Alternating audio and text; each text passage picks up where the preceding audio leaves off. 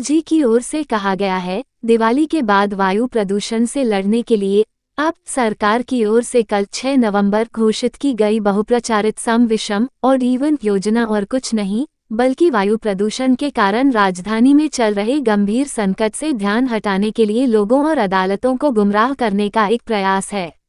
उन्होंने कहा, इस आशय की फाइल स्पष्ट रूप से दिखाती है कि GRAP 4 के तहत उपायों के एक भाग के रूप में सम विषम योजना को लागू करने के निर्णय को मंत्री पर्यावरण गोपाल राय और मुख्यमंत्री अरविंद केजरीवाल दोनों के ही द्वारा अप्रूव ही नहीं किया गया था। उपराज्यपाल ने कहा, पर्यावरण संरक्षण अधिनियम 1986 के तहत दिल्ली में ग्रैप नियमों को लागू करने का अधिकार केंद्र ने एलजी को दिया है। क्या है ऑड इवन? केजरीवाल सरकार ने ऑड इवन नियम को पहली बार 2023 में लागू किया था। ये यातायात से जुड़ा नियम है। इस नियम के लागू होने पर हफ्ते की ऑड तारीख जैसे कि 13, 15, 17 नवंबर आदि पर उन्हीं वाहनों को चलने की इजाज़त दी जाती है जिनकी नंबर प्लेट में आखिरी नंबर ऑड होता है। यही नियम इवन नंबर के लिए लागू होता है। बता दें कि इस बार में दिल्ली में 13 से 20 नवंबर तक ऑड इवन नियम लागू रहने की घोषणा केजरीवाल सरकार की ओर से की गई है।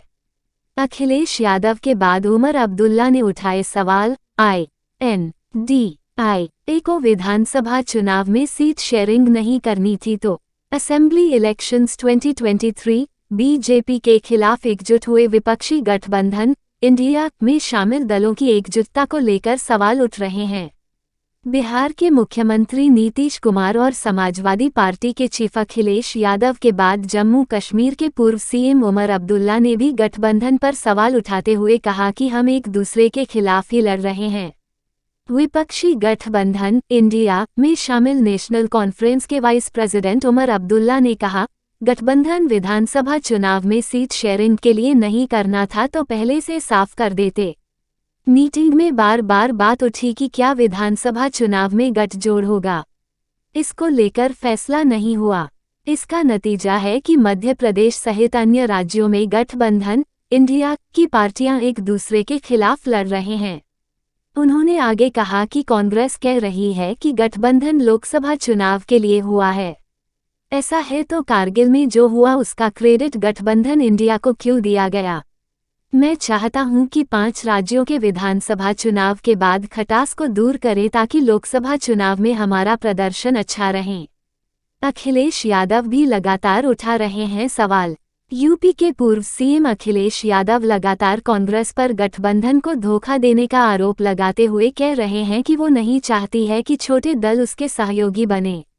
उन्होंने मध्य प्रदेश के निवाड़ी में कहा, मैं जनता को कांग्रेस और बीजेपी से इसलिए सावधान कर रहा हूं क्योंकि राज्य में दोनों दलों ने सरकार बनाई है, लेकिन गरीब और किसानों की जो तस्वीर बदलनी चाहिए थी वो नहीं बदली है।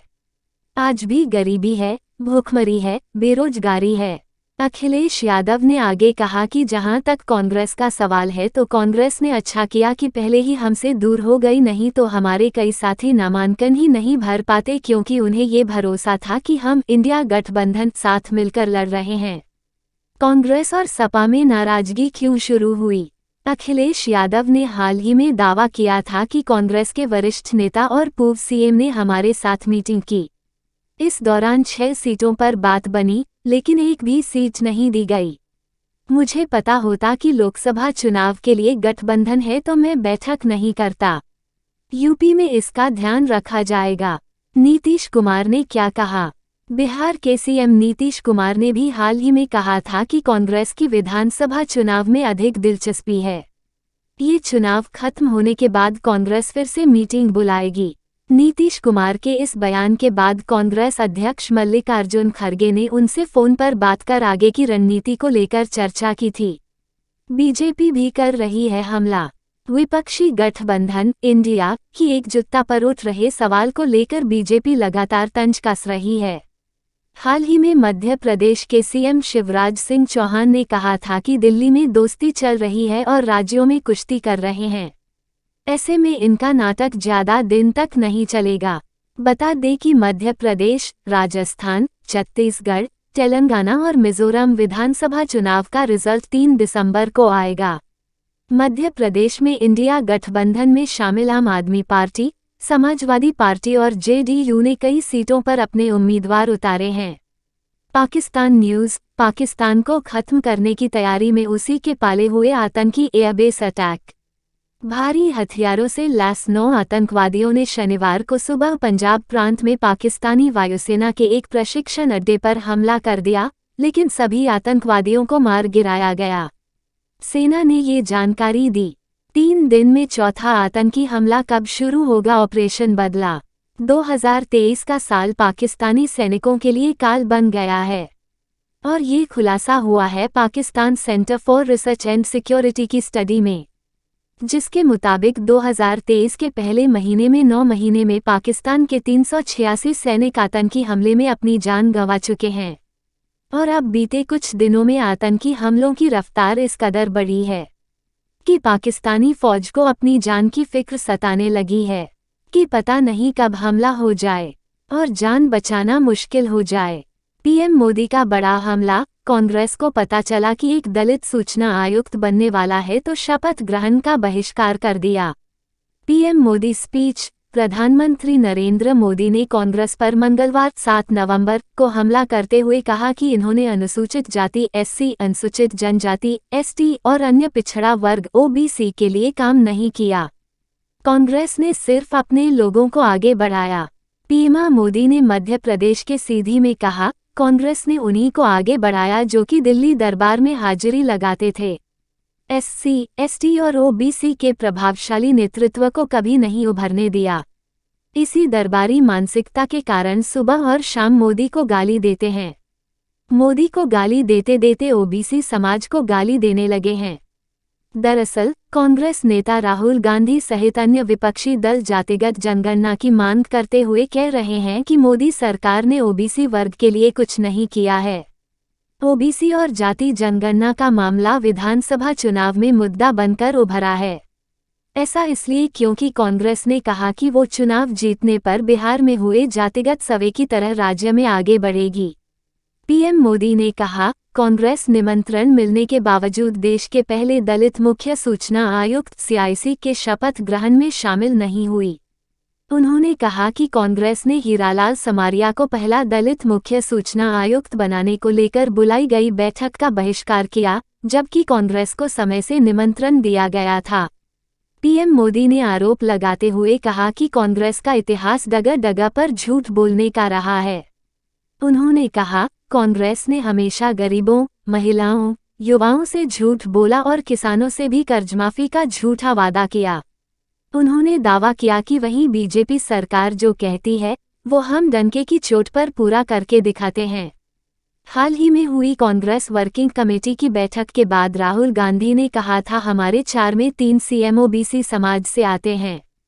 उन्होंने आगे जातिगत जनगणना की मांग करते हुए कहा था कि जिसकी जितनी आबादी उसकी उतनी हिस्सेदारी।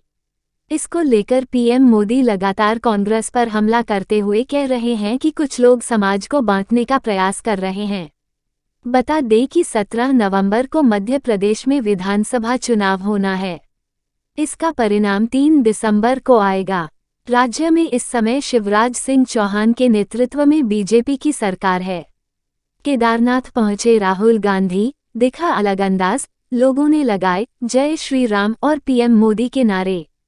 कांग्रेस सांसद राहुल गांधी रविवार को केदारनाथ धाम की आरती में शामिल हुए। कांग्रेस ने एक्स पर फोटो शेयर की, जिसमें राहुल गांधी चंदन लगाए और माला पहने नजर आए। उत्तराखंड की अपनी 3 दिवसीय यात्रा पर राहुल गांधी केदारनाथ आए हैं।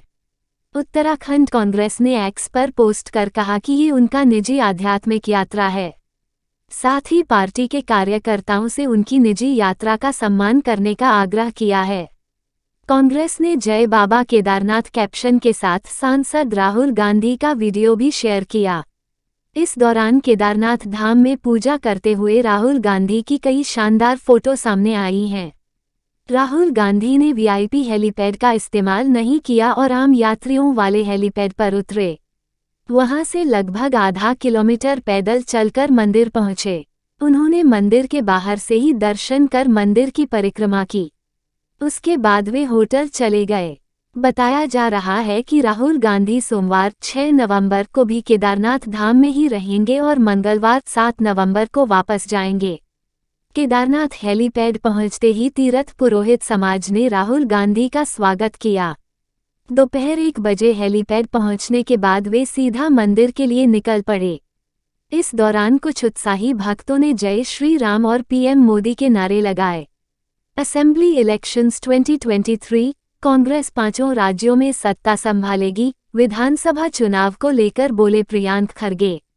Priyank Kharge on assembly elections. देश के 5 राज्यों में विधानसभा चुनाव होने वाले हैं, जिसमें छत्तीसगढ़ के पहले चरण और मिजोरम में आज मंगलवार 7 नवंबर को मतदान हो रहा है। इन सभी राज्यों के चुनावी नतीजे 3 दिसंबर को आएंगे, मगर उससे पहले कांग्रेस अध्यक्ष मल्लिकार्जुन खरगे के बेटे और कर्नाटक सरकार में मंत्री प्रियंक खरगे ने कांग्रेस की जीत की भविष्यवाणी कर दी है। उन्होंने कहा, बीजेपी की विफल आर्थिक नीतियां उजागर हो चुकी हैं। हम सभी 5 राज्यों में सत्ता में वापसी करने जा रहे हैं। इसके अलावा उन्होंने कर्नाटक सरकार पर पीएम मोदी के हमले का जवाब देते हुए कहा, पीएम को कर्नाटक का राजनीतिक इतिहास पढ़ना चाहिए। अपने कार्यकाल के दौरान उन्होंने 2 कार्यकाल में 5 मुख्यमंत्री दिए। उनकी सरकार को कर्नाटक से बाहर कर दिया गया और लोगों ने हमें पिछले 35-40 सालों में सबसे बड़ा जनादेश दिया। इससे पहले कर्नाटक सरकार में मंत्री प्रियंक खरगे मुख्यमंत्री बनने की इच्छा जाहिर कर चुके हैं। उन्होंने 3 नवंबर को कहा था कि अगर कांग्रेस आलाकमान कहता है तो वो मुख्यमंत्री बनने के लिए तैयार हैं। कर्नाटक में फिलहाल कांग्रेस की सरकार है और सिद्धारमैया मुख्यमंत्री पद संभाल रहे हैं, तो वहीं प्रियंक खरगे को कैबिनेट में जगह मिली हुई है और वो आईटी मंत्री के तौर पर अपनी सेवाएं दे रहे हैं। प्रियंक का राजनीतिक करियर काफी लंबा है। उन्होंने अपने राजनीतिक करियर की शुरुआत कांग्रेस के यूथ विंग एनएसयूआई के जरिए की थी। 1999 में वह एनएसयूआई कॉलेज जनरल सेक्रेटरी बने। इसके बाद वह 2005 तक एनएसयूआई स्टेट जनरल सेक्रेटरी रही हैं। वहीं प्रियंक ने पहली बार 2013 में विधानसभा चुनाव लड़ा और जीत हासिल की। वह 2022 में भी चित्तापुर विधानसभा सीट से जीते और 2023 में हुए चुनाव में भी उन्हें यहां से जीत मिल चुकी है। दिवाली फायरक्रैकर्स बैन। सुप्रीम कोर्ट ने कहा, पटाखों पर पूरे देश में लगे बैन, केवल दिल्ली एनसीआर तक सीमित नहीं हमारा आदेश। दिवाली फायरक्रैकर्स बैन। सुप्रीम कोर्ट ने पटाखों को बैन करने के मामले पर सुनवाई करते हुए कहा कि हमने जो पिछले आदेश दिए थे वो केवल दिल्ली भर के नहीं थे। पटाखों को बैन करने का हमारा आदेश पूरे देश के लिए था। उन्होंने कहा, हमने अपने पुराने आदेश में पटाखों पर पूर्ण रोक का मसला स्थानीय सरकार पर छोड़ा था, लेकिन हॉस्पिटल जैसे स्वास्थ्य के लिहाज से संवेदनशील जगहों पर पटाखे चलाने की समय सीमा तय करने के लिए कहा था। एनसीआर में आने वाले राजस्थान के इलाकों के लिए दिल्ली एनसीआर वाले नियम लागू होंगे, यानी पटाखों पर रोक रहेगी। सुप्रीम कोर्ट ने ये टिप्पणी उस समय की जब वो दिल्ली एनसीआर समेत देश भर के अन्य शहरों में बढ़ते प्रदूषण के मामले की सुनवाई कर रहे थे। पंजाब में पराली जलाने, देश के बाकी हिस्सों में अन्य कारणों से प्रदूषण के स्तर में हो रही बढ़ोतरी को देखते हुए अदालत ने कहा, ये सिर्फ अदालत का काम नहीं है कि वो प्रदूषण को रोके, ये सभी की जिम्मेदारी है, खासकर सरकार की सबसे ज्यादा जवाबदेही है। सुप्रीम कोर्ट ने दिल्ली एनसीआर में बढ़ते प्रदूषण के मद्देनजर कहा, सरकार पराली जलाना रोके। वह पराली जलाना कैसे रोकती है इसके बारे में वह नहीं जानते, पर पंजाब सरकार पराली जलाना रोके। अदालत ने आगे कहा, ऐसा हर समय नहीं हो सकता है कि आप हमेशा राजनीतिक लड़ाई लड़ते रहें। सुप्रीम कोर्ट ने राजस्थान और अन्य राज्य सरकारों को भी उनके पहले के आदेशों पर अमल करने को कहा।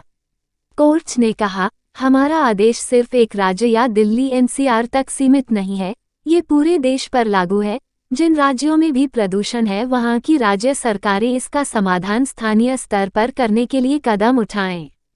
प्रदूषण का नियंत्रण करना सिर्फ राज्य सरकार का ही कर्तव्य नहीं है। इजराइल हमास से जंग के बीच इजरायली सेना का बड़ा ऐलान। नेतन्याहू। हमास के बाद अब इजरायल ने लेबनान में हिजबुल्लाह के ठिकानों को निशाना बनाना शुरू कर दिया है। इसी बीच अब हमास का लेबनान से इजरायल पर rocket attack. Nitish Kumar on OBC reservation, अति पिछड़ा के लिए आरक्षण बढ़ाया जाए।